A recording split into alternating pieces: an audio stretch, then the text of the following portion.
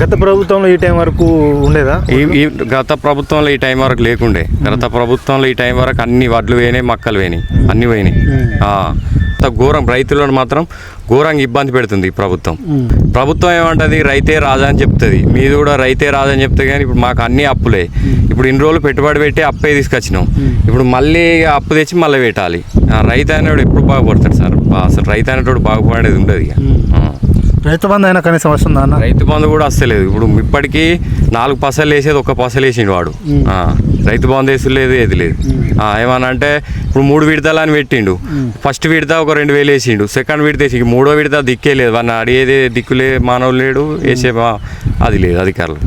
ఇబ్బంది పడుతున్నారు ఈ ప్రభుత్వం, ఘోరంగా ఇబ్బంది పడుతున్నారు రైతులు. ఘోరంగా అంటే ఘోరంగా ఇబ్బంది పడుతున్నారు.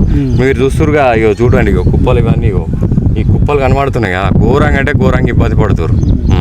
గత ప్రభుత్వంలో ఇవన్నీ ఏం లేకుండే. గత ప్రభుత్వంలో మంచిగా పోతుండే, అప్పుడు మంచి అదైతుండే.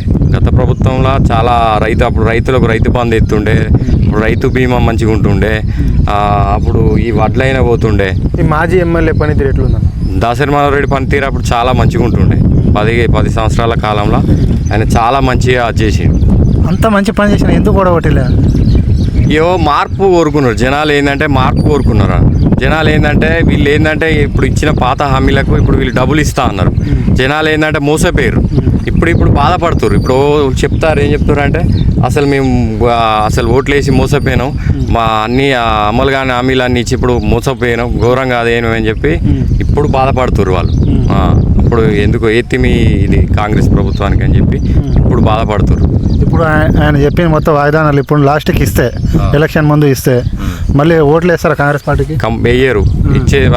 ఇప్పటికే మోసపోయారు. ఇప్పటికే 2 సంవత్సరాల గడిచింది. ఇప్పుడు ఎత్తాం అప్పే పెడతారు. వాళ్ళు ఇచ్చిన హామీలు వాళ్ళు ఇచ్చినా కానీ వాళ్ళని నమ్మే ఉండదు. ఇక జనాలు నమ్మరు ఇక వాళ్ళని, అంతే.